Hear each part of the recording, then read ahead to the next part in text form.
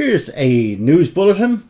Using a teleprompter and doing it like a pro is actually a lot harder than most people realize. So I'd like to share 3 very specific ideas with you that will help you if you choose to use teleprompters and you don't have to do it, that will help you to do a better job.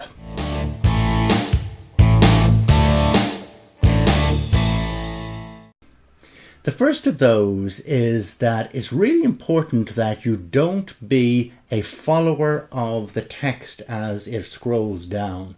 It's very important rather that you set a pace that is really comfortable for you and the way that you speak. So don't be a follower, be somebody who leads. The second thing ties into the first, which is that it's also really important that you don't try to read something for the first time on a teleprompter, that you have looked at what you're going to read in advance, that you have worked your way through the script.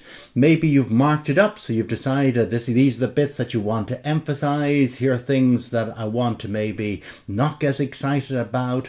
All of those things that breed comfort and familiarity. It's really important that you realize there's a lot more practice involved in using a teleprompter than just reading. Because if you just read, I promise you're going to bore the dickens out of maybe yourself as well as your audience. And the last thing to know is that you mustn't be, if you like, somebody who is a bit of a bunny in the headlights, because when you're reading something, look what happens. I tend to be stuck in the same position. There's not much movement going on. I'm reading stuff from left to right. Incidentally, I'm not actually reading anything right now, but if I were, that's what might happen. So it's important that you realize when somebody's watching you in a video, they want to feel like they're having a bit of a conversation with you. So move as you would normally, as you would naturally. You don't want to be staged. You don't want to be static. Also allow for the fact that, again, in a conversation, you don't want everything to be the same tone, which is exactly what happens when you read something. So be sure to move your voice up and down, go a little bit faster, go a bit slower.